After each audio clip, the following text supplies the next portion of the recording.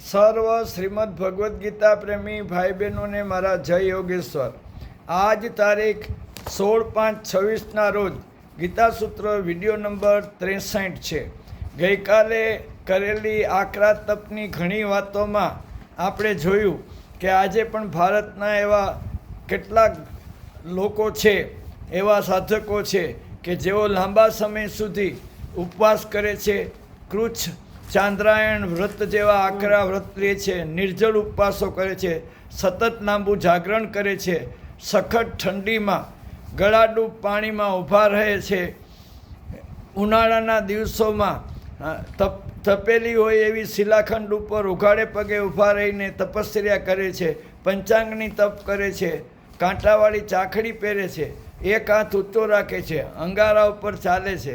આવા અનેક પ્રકારના તપ વિશે લોકોમાં ગેરસમજણ છે.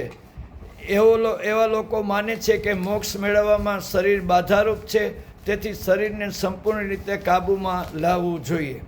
તેનાથી વિરુદ્ધમાં ઉગ્ર સાધકોના આવા વર્તનની બરાબર વિરુદ્ધમાં એવા પણ ઘણા લોકો છે, મોટો વર્ગ છે કે જેઓ ખાનપાન અને ઇન્દ્રિયોના વિલાસ દ્વારા દેહનું ખૂબ લાલન પાલન કરવામાં માને છે અને એમાં જ જીવનની સાર્થકતા છે.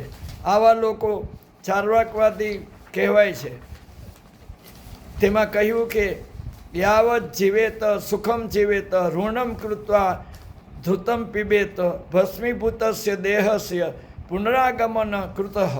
એટલે કે જીવન ટકે ત્યાં સુધી શરીરને ખૂબ સુખ થાય તેવું જીવવું, પોતાની પાસે સગવડ ન હોય તો બીજાની પાસેથી કરજ લઈને પણ શરીરને સુખ આપવું.